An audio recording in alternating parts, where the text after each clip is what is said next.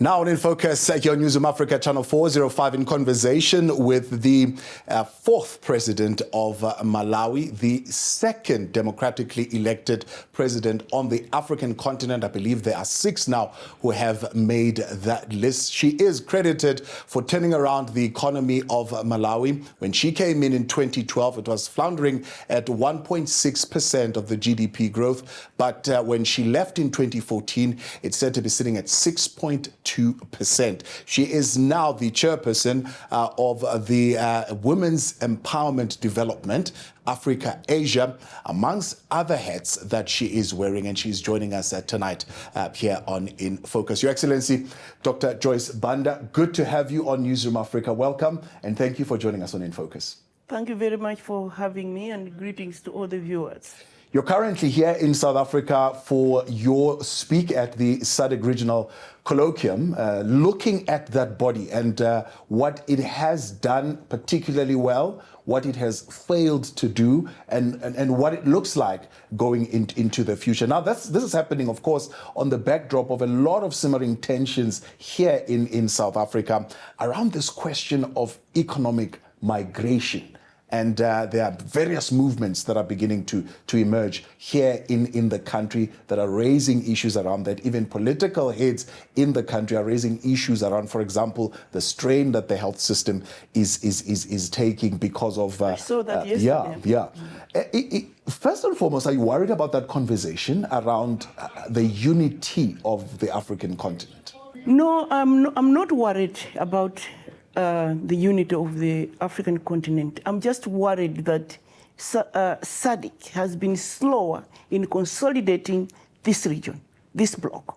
I said this because I'm watching very keenly the bloc, the East African bloc, that now DRC has joined.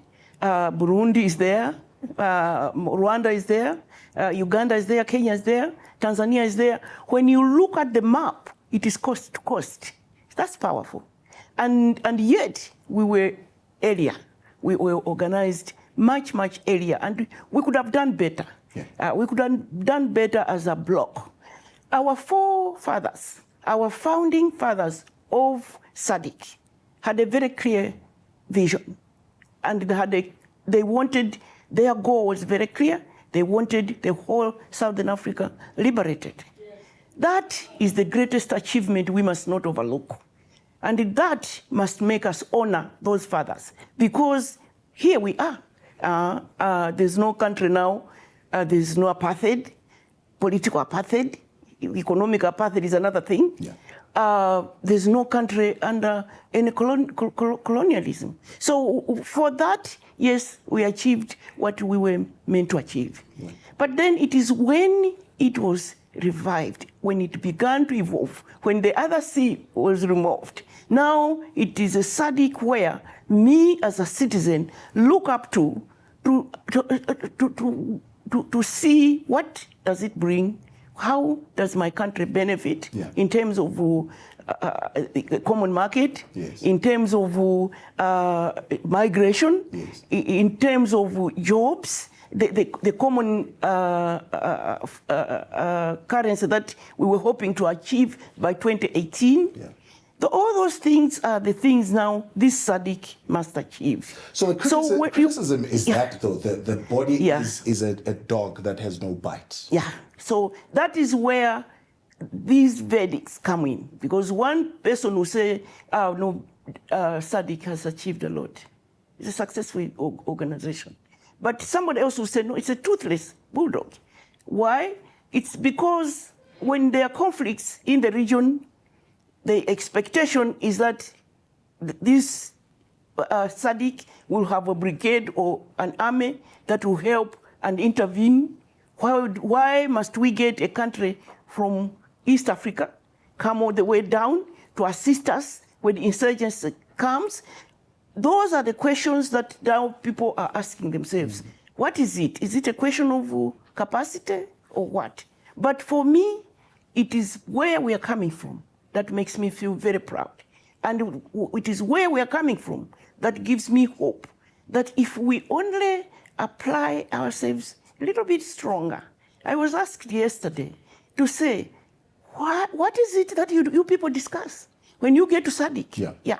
Because we don't hear about whatever you've discussed. You have a communique, yes, but when you get home, do you apply what you have discussed? Because that's what brings this SADC together. So it's like SADC is here. I'm more Malawian than SADC. Yeah. What should happen is that I must be Malawian, but I must always remember that I'm a member of SADC. Now, Your So Excellency, that brings us to the other question that you're asking about economic migration. Yeah. For me, I feel very sad. I feel very sad when I see young people in South Africa are fighting with those that come. What that says to me is that it's not the fault of the young men and women in Africa fighting, but it is also not the fault of those leaving their countries to come. That is where we as leaders must rise and take responsibility. It is when in Malawi I'm creating jobs and opportunities for young people that they will not come to South Africa because there will be no need. Yeah. Now the fact that they come is because there's something wrong from where I'm coming from. They are looking for prosperity. They are looking for a better life. They are looking for opportunities, and they're raising their voices every day. So it's not as though they are not telling us. We know. So it is when we must now sit together as SADC, those that are leaders now, and say, how can we help one another? This is a huge market, just among ourselves. I am a farmer. For many years, I export chilies to Europe. Yes, if this market was well organized, we could sell to one another. We could trade among ourselves. That can create a lot of jobs. So it is to seriously sit down and examine this issue of economic migration. Yeah. And I think it is wrong to blame anybody. I cannot blame South Africans fighting, and I cannot blame the rest of Africa coming. What I must blame is us as leaders. What is it that we are doing to make sure that our boys are not so desperate, our youth are not so desperate to go and drown in the Mediterranean or to come all the way to South Africa and fight with their brothers? Now, you normally say when we encourage ourselves, we shall do more. But if we dim our mood with statistics that are negative, then it's retrogressive. Yeah. What achievements would you say we have recorded thus far on the African continent on the question of gender equality and women empowerment? I mean, you say America is only now celebrating a vice president who is female. Africa, you've done it 12 years ago already. They're to a penny. I mean, all over. I mean, vice presidents are everywhere. So, but we can talk about 6 heads of state. And I say this not because I think it's enough. I said this because I want to encourage myself. I don't like, and everybody knows that I'm a person who is optimistic all the time. I look at deep clouds, dark clouds, and I see rain and abundance.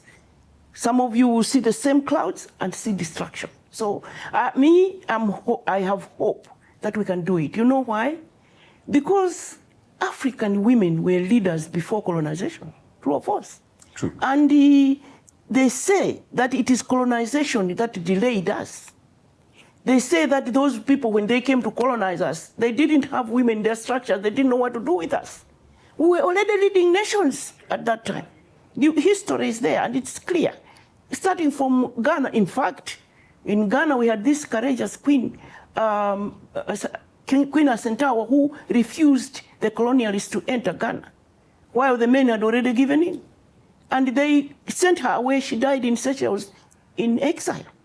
We've been brave, and we've stood with our men, and we've led our nations before colonization.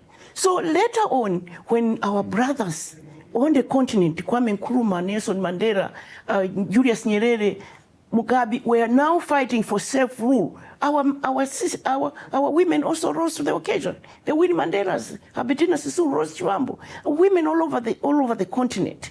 So now that we have 6 women that have gone to State House, what that says to me is that Africa was prepared for female leadership before because of our history. And what I have found, serving as president in Malawi, men have no problem working with you as a female leader. The people that will castigate you and call you names and demean you are the opposition, are your detractors. I mean, so what do you expect from those? Yeah. But the people, because the attribute of a good leader, in my opinion, is one that is able to assemble a good team, male or female. Put those together to work with you. And also, the attributes of a good leader is when you are able to say, this is my team, I must listen, I don't know it all. So we have done well, but there are challenges that we face. And so back to your question, we've had 6 women. We've had Ellen Sirleaf, Central African Republic, Catherine Panza, Amina Fakim in Mauritius, then Joyce Banda, Madam Samia in Tanzania, yeah. And Saleh in Ethiopia. So 6 women have tested that title, have been to State House.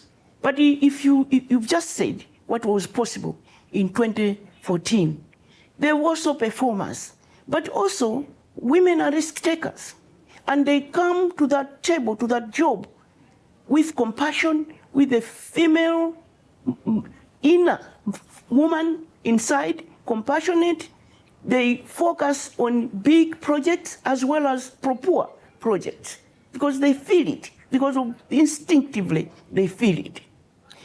What the problem is, in my opinion, is that in 1995, we went to Beijing and we agreed in Beijing that we shall come back and occupy positions of leadership. And we came back and we tried. And most of us did get into positions of leadership. What we did not discuss is how do we support each other to stay in that job. Dr. Banda, there is still much social and institutional neglect of members of the female gender in many parts of Africa. And the net effect of that is that they are ending up poorer, they work longer hours, they still dying at giving birth. I mean, you name it. There's still a number of these issues that still prevail. What is wrong with the world order that makes those things to continue like that? I always feel that it is the political will that is lacking all over the place. I don't want to place that blame anywhere else. Key should be the political will, the leadership. And I say that because I've been there, so I know that you can make things happen very quickly in favor of women. When I got into office, one example, when I got into office, I immediately appointed a female Chief Justice, a female Solicitor General, a female Head of Civil Service, 100 appointments, 8 district commissioners that deal directly with people at grassroots. But also, I realized that the network of chiefs, the traditional leadership in Malawi, starting with my king who just came here 2 weeks ago, last week to attend the coronation of the coronation. Yeah, it is a whole body of leaders that we ignore as leaders, because they've got their role as traditional leaders, but they can be key in bringing about change in our nation. So when I came in, I engaged the traditional leaders and told them they must not accept to allow one woman die in their village giving life. Yeah, it's not anywhere. It's not even in the Bible that we should die giving life. Why are we just sitting around and watching that? So through this network and working with government and the private sector, I can't go into that because I'll take the whole time remaining, but we ended up reducing maternal death by 32% in 2 years, including holding shelters at government hospitals, where a woman then, where there are no ambulances at grassroots, can travel to the hospital and wait for her due date there, so that when labor starts, she's close to trained personnel. We even were recognized by the African Union and received an award in 2013. So I know that political will is key. If you get into a position of leadership, you can appoint And in Malawi, I pushed for and championed the passing of a bill that says, 42% of all appointments by government shall be women. So when this president came in, who I proudly work with, he appointed 32%. And the women started marching on the street. Yeah. Now back to our own way of doing things, because I think the world can learn from us about how we approach the whole issue of feminism and the whole issue of gender equality. Yeah. So the women were marching on the street going to parliament to give a petition. And I phoned the president. I said, the women are very angry. They are very upset. They're marching on the street. They think 32 or 35% is not adequate. The president says, but I'm in State House. Where are they going? Which is what I am saying. We must engage our men. We can't confront them. We can't be provocative. We can't scream. We engage them. Sit down and talk. And the women organized themselves. They went, they sat with the president, discussed amicably. Right now, we have 42% in cabinet and 50-50 in the judiciary. So, I mean, one of the approaches that academics would like to take is what they call women in development. Women in development is precisely what you're talking about. The approach that others are saying came from the West, that says we need to do away with, I suppose, the traditional way of doing things, the patriarchy that oppresses women and so on and so forth. So you see a rise against traditional leadership and things like that. Are you saying that approach in itself is not what will work in terms of empowering women on the African continent? What will work best on the African continent is when leaders decide that they're going to change the situation of women, that they owe it to us. It's a moral obligation for them to change the situation. But secondly, it is the women themselves getting organized. And we have organized ourselves right now. We have, and your own daughter here, Mdluli, when she served as UN Secretary, as Deputy Secretary General, Assistant Secretary General, she championed the formation of the African Women Leaders Network jointly with the AU. So we have a very strong organization that is an intergenerational organization, women of my age and younger women leaders coming up. And that is a very powerful platform. So women must organize themselves, organizing themselves and find their way to the policy formulating tables. I mean, I've seen South African women, how they found their way to boardrooms. And so we know that we can do it. Yeah. So while we are waiting we are looking up and naming and shaming our leaders to take responsibility. That political will come, but we also must play a role of moving and getting to the table. Because, I mean, you can walk, somebody can show you the door, you can get to the door, but you need to turn the knob in order for the door to open. Yeah. So while we are on that question, then, the succession process and how you're handling it, some would be critical of the fact that you stood down and allowed the men to be president when you could have opened up the space for a young female president to take up the challenge after you. Why did you decide at that time that it was appropriate for you to step down and instead cooperate with the current administration? I think when you talk to all the 6 women that have been leaders, I mean, let me take out the 2 that I know first, but if I take the 4, they will tell you the challenges they face. It's not a joke. I mean, this game called politics is a dirty game.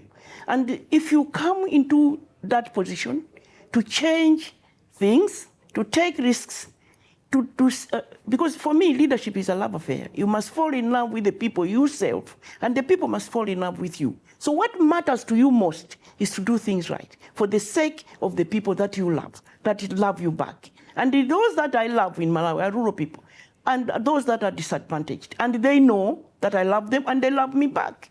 So you focus all your energy and your time doing that. In the meantime, there's a lot of politics running around. So, for example, let's take the issue of Cascade. Well, that's my greatest achievement. I discover that people are stealing money. So I make an announcement to the nation. I've just been alerted. Money is being stolen. I've put together a team. If you are arrested, whether you are my son or my father or my husband, you're going to jail. And indeed, in no time at all, it starts coming out. And then 72 people, my government arrests 72 people. And I dissolve my cabinet and take out the ministers that are being mentioned, go and be investigated. I'm not saying you're guilty. If you are cleared, you will come back. So the arrests are taking place, but then I take a step further, that some people on the continent have said, no other African leaders have done that, that I asked for a forensic audit to be conducted in my government during my time. I mean, sometimes a forensic audit will take place when you have left. Yeah. But I also asked the British government to send an independent audit firm. That report is online. It's clear. But such are the fights. Then people will pick that and build a narrative. And my husband, who is one of the finest lawyers my husband, Malawi, has produced, he was Chief Justice mine in Swaziland. He told me, if you haven't done anything wrong, proceed and do what is right for the people you love. Because no matter how long it takes, you will never go to jail because you didn't do anything wrong. How are you a mad person that you start a fight, you arrest people when you have been part of it? So it is that what we must do. But then that is what some of us find too much and too cumbersome. Yeah. But then came the elections. And the Electoral Commission in Malawi at that time announced that there has been fraud. So we are going to recount the votes. Everybody was very clear about the projects that I had across the country, particularly those that were popular then, that are popular even now, were the poor projects, Ekawa family, modern houses in the villages, and so on. So the Electoral Commission announces there's been fraud. We are going to recount the votes. They go to court to take an injunction against the recounting. But then later on, you must have heard, the warehouse holding the ballot papers was burnt down. Up to today, nobody has been taken to book. So there was no, even if I had pursued, there would be no ballot papers to count. But again, 2019, the same rigging using Tipex. It wasn't even sophisticated. I mean, you just take white correcting fluid and change the figures. That's how crude it was. In 2019, it happened again. The two competitors, President Lazarus Chakwera and his vice now, went to court. If you look at the cost, it was 8 billion kwacha. So $8 million. There's no way I could have raised money to that extent. So I didn't even have the resources. So that's what women, when we look at the challenges women face, one of them is economic capacity. For them to be able to fight, even to stand for elections as member of parliament. Yeah. In countries where you run on equal ground, women fail, and yet communities lose good leaders because they couldn't afford. So yes, you can call it giving up, but I just felt that I couldn't fight anymore, so I left. The tragedy is that when you look at Amina Fakim, if you ask her what happened, identical back to back. A simple thing that happened, that she was appointed to Planet Earth as a board member. She tells Planet Earth, I will never come to your meetings using government resources. That's not how I operate. Or we will give you a credit card so that every time you come here, costs that are related to your trip to come here are paid for by Planet Earth. She goes to London, she attends the meeting, buys whatever she bought. She comes back. Being a woman leader, she puts her card there and then looks at what she bought that could be perceived to be personal, and writes a check and gives to her official to go and bank into the account of Planet Earth.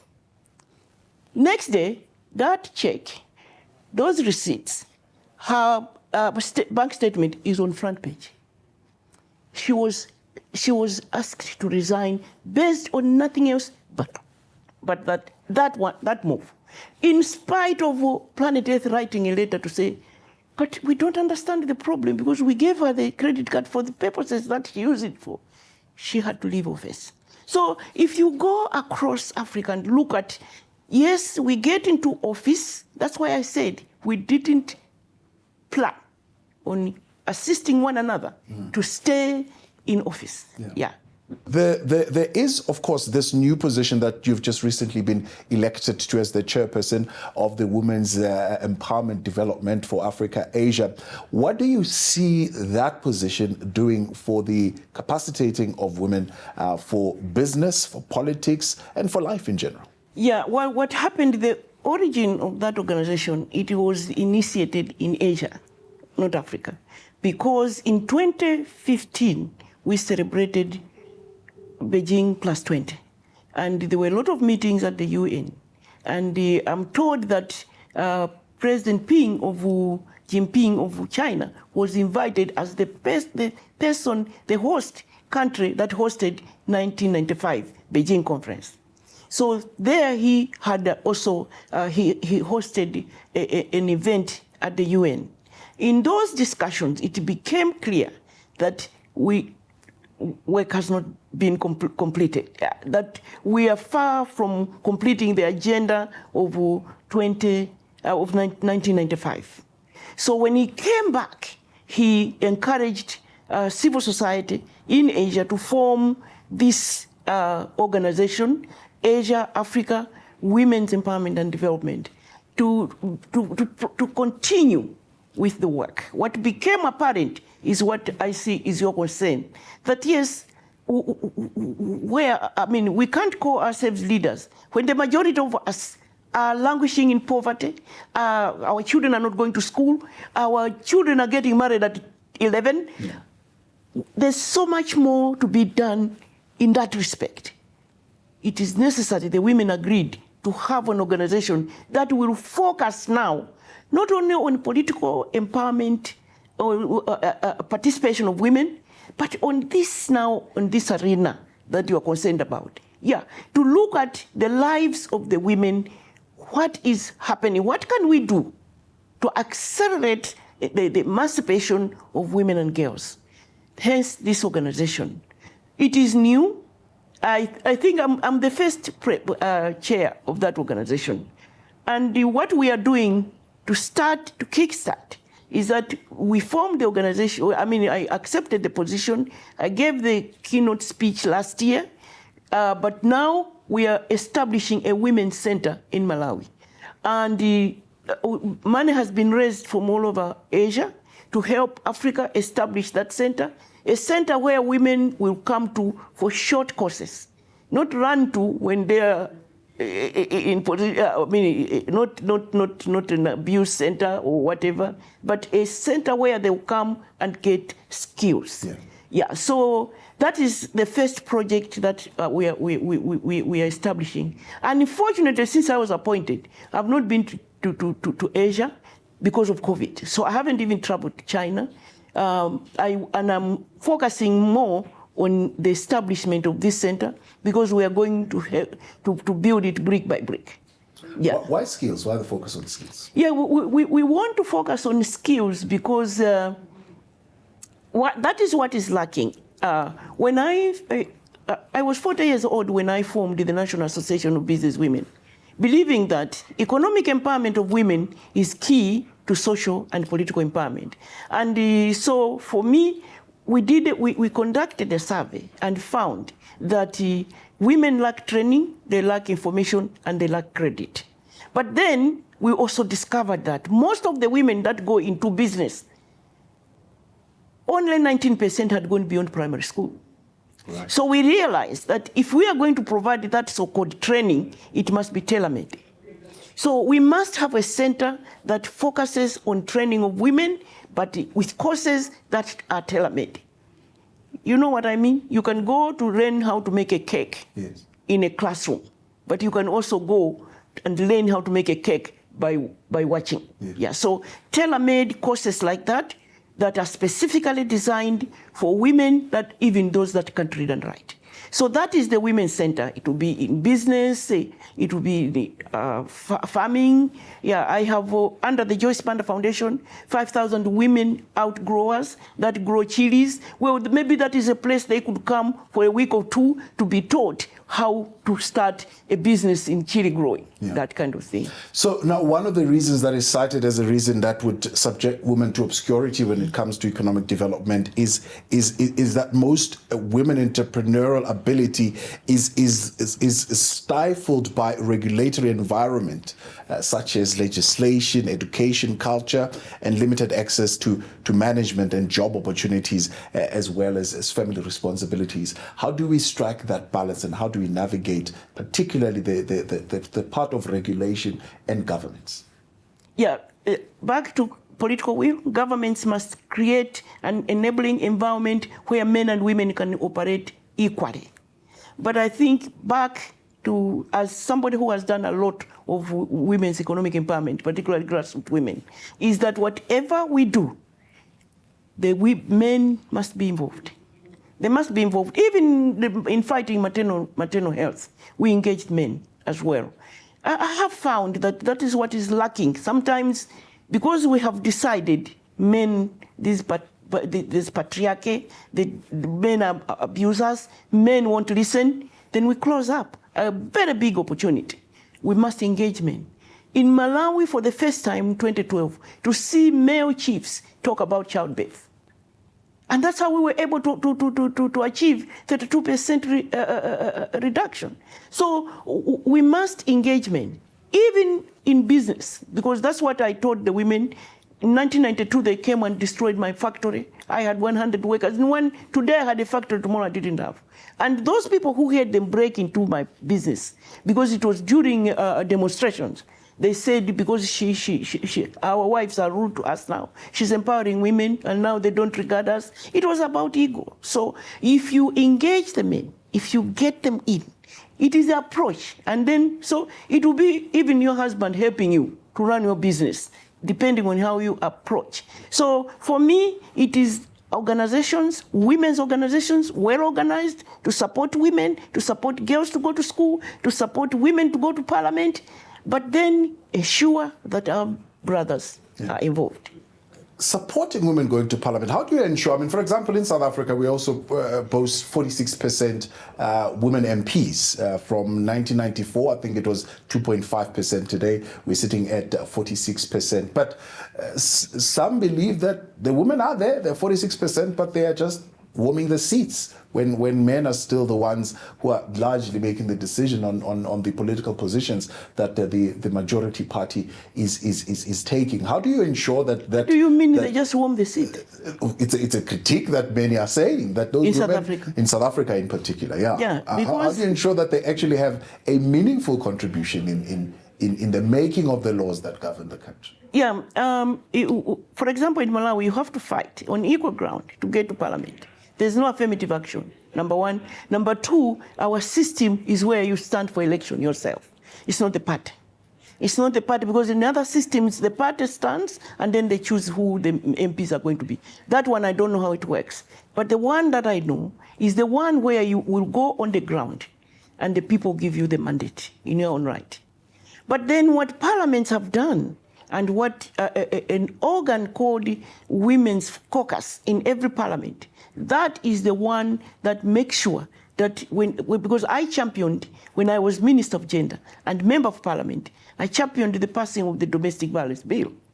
And I know what we did. We were only 11 women, but we had to get the rest.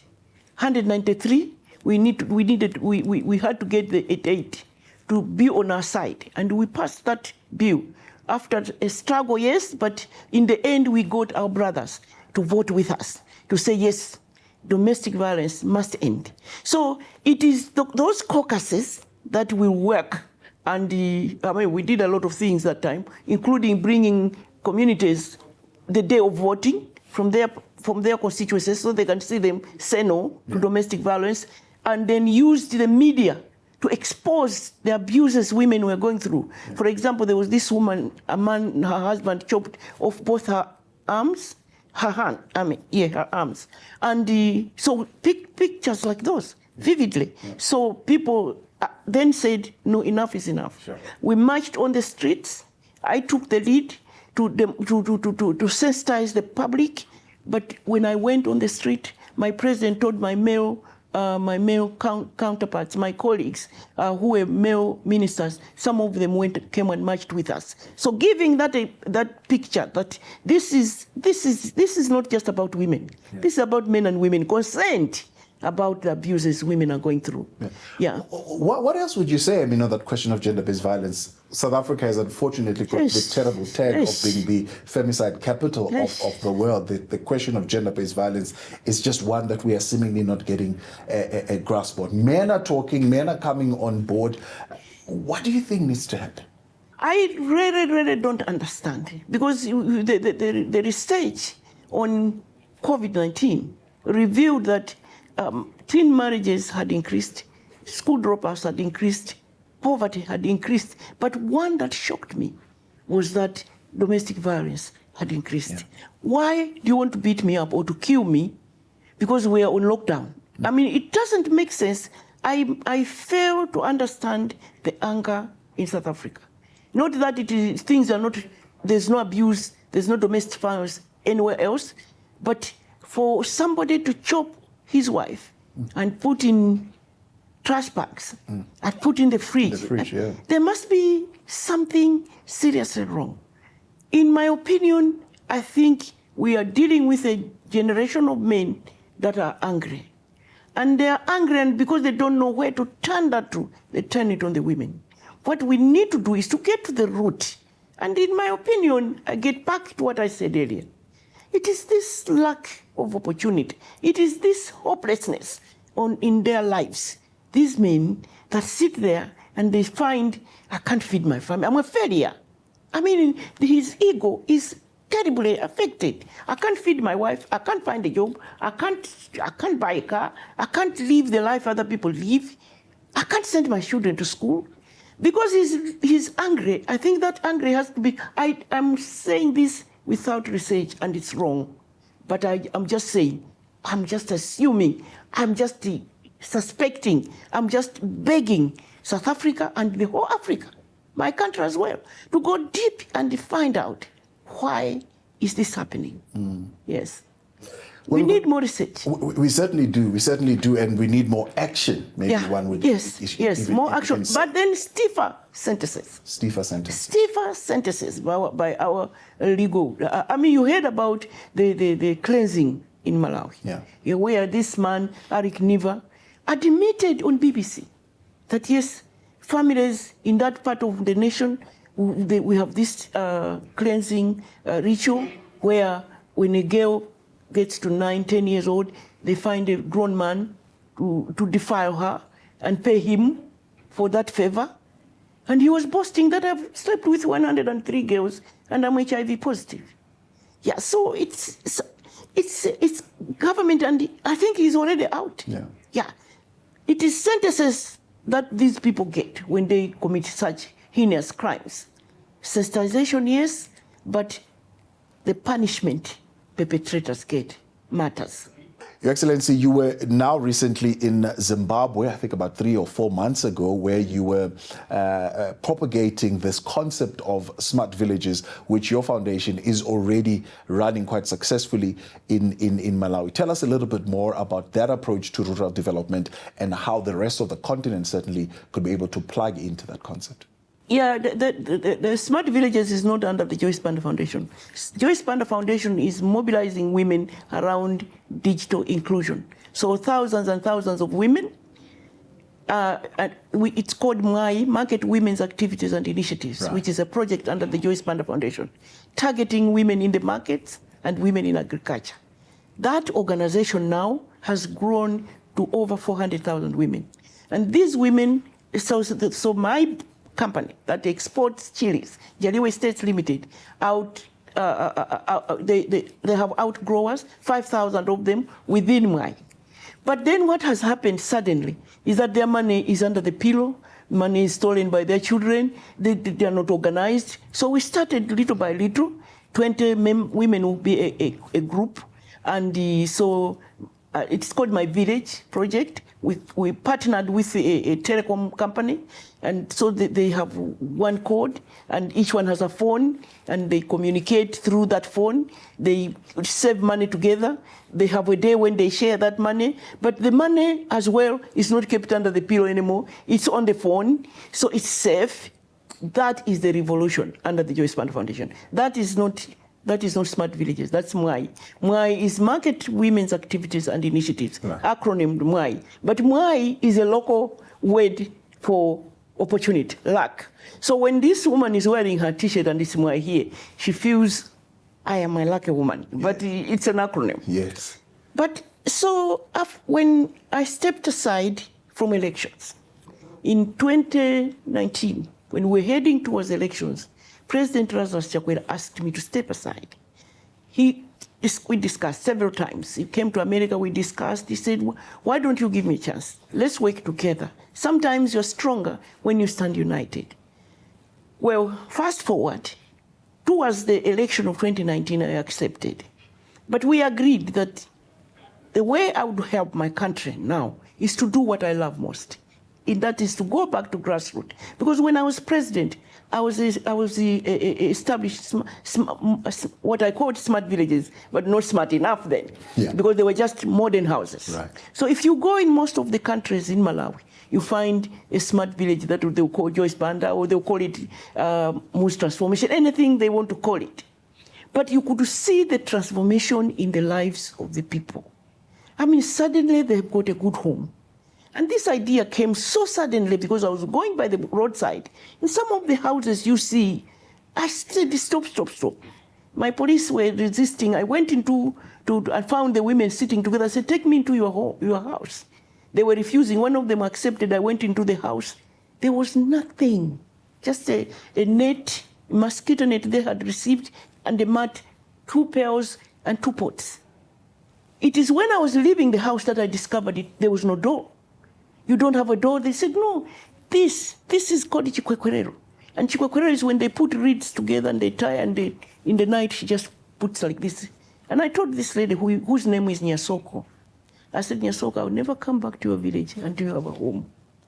And the day we presented homes, we ended up building 50 houses. And you know, these people, grassroots people, rural people, are not stupid. They know what they want, they just need support. Because when we got to the village, we found even the chief, they were offering free labor while we were building the houses. They were drawing water, they were bringing sand.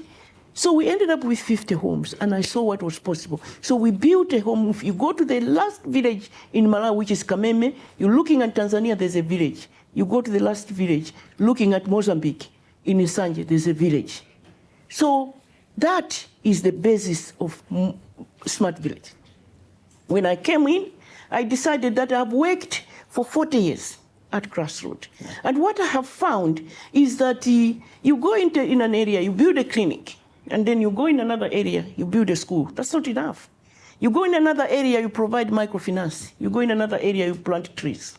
So a smart village, in my opinion, is where you take a holistic approach in supporting that village realize total transformation. So you look at modern houses, you look at clean energy, you look at environmental management. Yeah, so we go into this area, we mobilize for example, the one that we are implementing now, 3,000 households. So we bring them to this land. You help them build homes. And so the home will have modern houses, clean energy, electricity, solar. We'll have environmental management. This village will have food and nutrition security. This village will have agribusiness, microfinance. This village will have clean water. And this village will have a clinic, a school, and a mosque or a church. So for me, that's a smart village. So make sure that, as I'm talking to you now, yesterday, they were registering this My Village project. Yeah. They've already mobilized themselves. They don't want their money all over the place.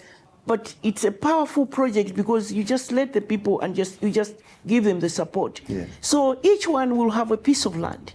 And in this piece of land, they will grow cash crops, and they'll grow food crops, and they'll grow trees. And the cash crop has already got an off-taker. So they will grow on demand. So we'll say maybe this year, grow soybeans. We already know what grows a lot in that area. Yes. So this year, they are growing sugar beans. And it's already got a market, and they already know how much they'll get. So for me, that's a smart village. We've already laid the foundation stone for the hospital, so we shall be building a hospital. And it's amazing how we are getting support from all over the world. I mean, a project like that, everybody should get interested, because they are going to be planting also a lot of trees as well.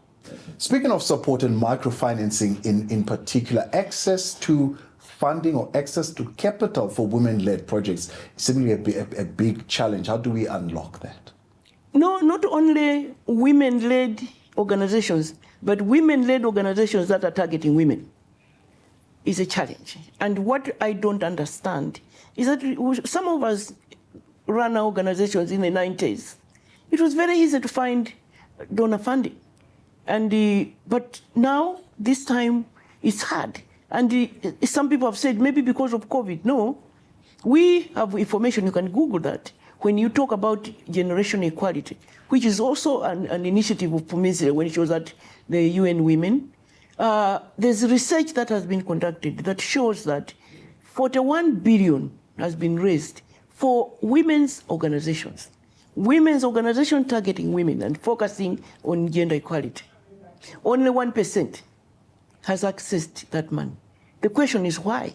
So it is not so much COVID, and it is not so much that there's no money.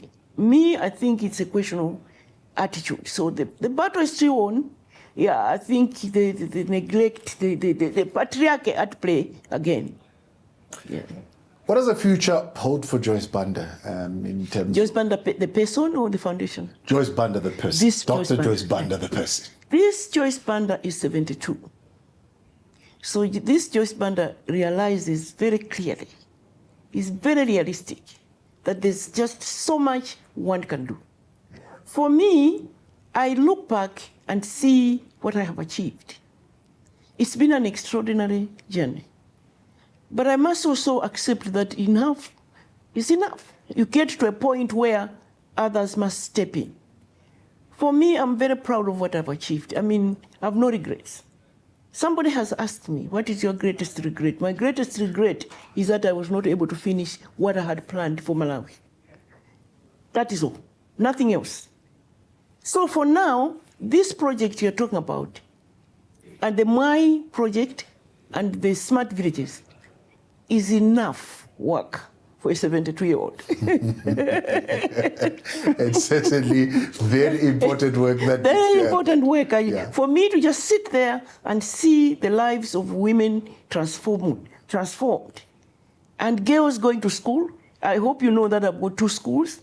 So, I mean, so far we have sent 6,500 girls to school, 1,500 tertiary education, and out of those, 32 are medical doctors.